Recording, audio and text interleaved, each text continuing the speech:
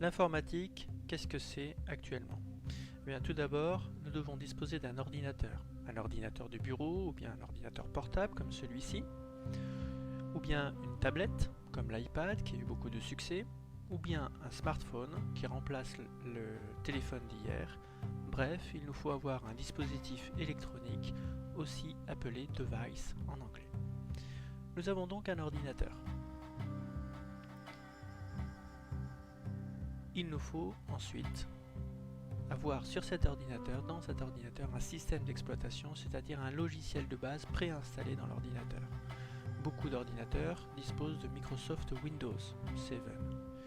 Mais il y a aussi macOS 10, qui est le système d'exploitation, ou bien l'OS en anglais, qui équipe l'ensemble des ordinateurs Apple, comme le MacBook, l'iMac, l'iPad, l'iPhone. Il y a une alternative à ces deux systèmes d'exploitation propriétaires qui est Ubuntu, un système d'exploitation basé sur Linux et qui est librement installable sur la plupart des ordinateurs. Donc gratuitement on peut l'installer sur beaucoup d'ordinateurs. Nous avons donc un ordinateur, nous avons un OS, c'est-à-dire un système d'exploitation ou logiciel dessus. Nous devons maintenant disposer d'une connexion internet, soit une connexion filaire avec un câble RJ45, la plupart des ordinateurs disposent d'une prise RJ45 qui nous permet donc de nous connecter facilement à un réseau filaire, mais bien sûr il n'y en a pas partout.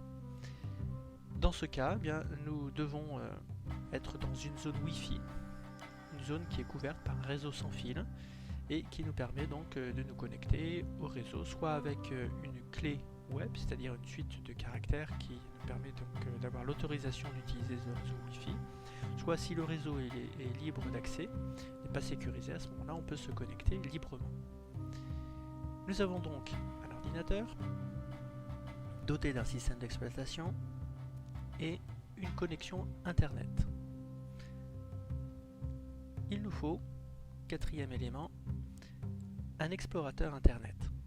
Celui qui équipe la plupart des ordinateurs dotés de Microsoft Windows et Internet Explorer, livré par Microsoft, qui n'est pas l'explorateur conseillé parce qu'il comporte pas mal d'erreurs de transcription. Celui qui est plus conseillé est Mozilla Firefox, qui est un peu l'explorateur tout-terrain, qui permet donc d'afficher la plupart des sites. Il est assez riche, assez souple, donc c'est un explorateur qui est largement utilisé dans le monde. Il y en a d'autres aussi, comme Google Chrome, qui est fortement conseillé, qui est un navigateur qui est rapide, léger, facilement installable et qui est fourni par Google. Ensuite, les différents ordinateurs Apple, comme l'iPhone, comme l'iPad, disposent de Safari, qui est le navigateur d'Apple, qui est proche dans le rendu de Google Chrome et qui fonctionne également très bien. Enfin, le petit dernier, celui qui est moins connu, le moins utilisé, c'est Opera, qui lui est proche dans le rendu et dans la manipulation, proche de Mozilla Firefox. Il y a donc, en gros, 5 explorateurs internet qui existent. Quand on lance un explorateur, comme ici on a lancé l'explorateur Firefox, nous voyons la barre d'adresse,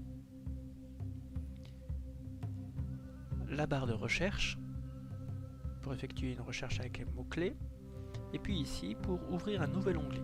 Le petit plus permet donc d'ouvrir un nouvel onglet et comme ça de pouvoir passer d'un site à un autre. Ici nous sommes sur le site, la page d'accueil de google.fr. Nous avons donc tapé dans la barre d'adresse www.google.fr. La plupart des explorateurs internet disposent du menu aperçu avant impression. Mais nous pouvons largement l'utiliser avant d'imprimer quoi que ce soit.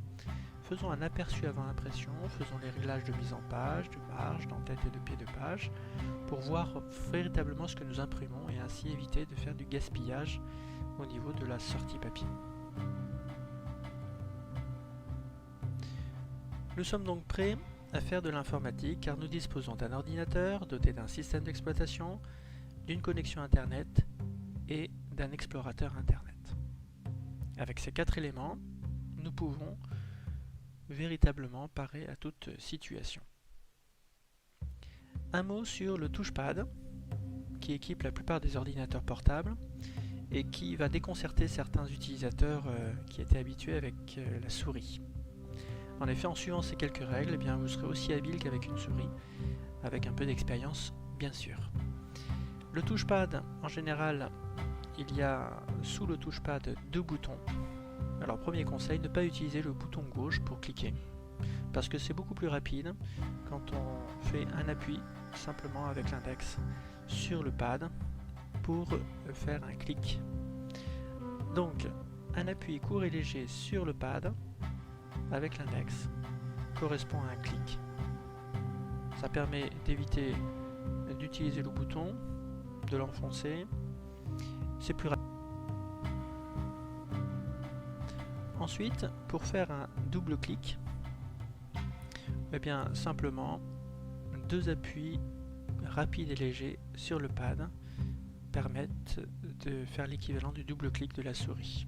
Donc avec ça, vous pouvez donc lancer par exemple une application lorsque son icône figure sur le bureau.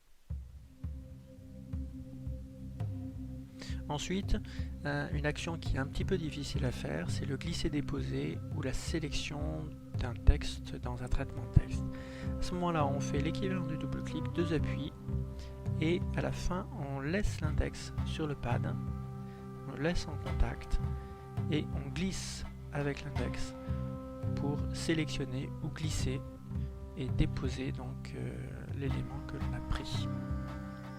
Quand on est sur internet, souvent la page est plus grande que l'écran, donc pour faire défiler la barre verticale, l'ascenseur, il faut mettre l'index sur le côté droit du pad et glisser l'index de haut en bas ou de bas en haut. L'équivalent du clic droit, là on ne peut pas s'affranchir de l'utilisation de boutons en bas. Donc le clic droit, l'équivalent c'est un clic, un appui sur le bouton droit en dessous du touchpad. L'ensemble des touchpads fonctionne de la sorte.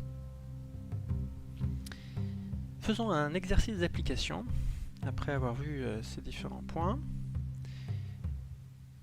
Et prenons tout d'abord une feuille et un stylo.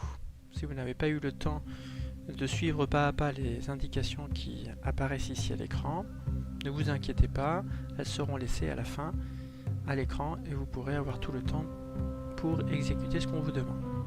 Alors la première chose qui vous est demandé de faire, c'est de noter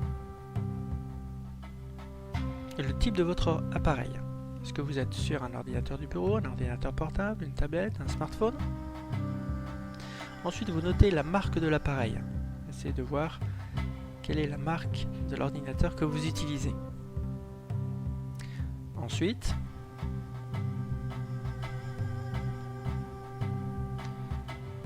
le système d'exploitation qui s'est sûrement lancé lorsque vous avez allumé votre ordinateur. Le type de connexion internet, est-ce que c'est une connexion filaire, est-ce que c'est une connexion Wi-Fi sans fil? Le nom du navigateur internet que vous utilisez. L'emplacement de la barre d'adresse, l'emplacement de la barre de recherche. Comment fait-on avec votre navigateur pour ouvrir un nouvel onglet? Est-ce qu'il est possible d'ouvrir un nouvel onglet? Ensuite, une fois que vous avez écrit tout cela, eh bien vous allez mettre en pratique en faisant de la navigation sur internet. Alors vous allez ouvrir 2 onglets ou 2 fenêtres, une sur le site google.fr et un autre onglet sur le site wikipedia.org. Une fois que vous avez donc ces 2 sites qui sont ouverts, eh bien vous pourrez naviguer en essayant d'utiliser les différentes fonctions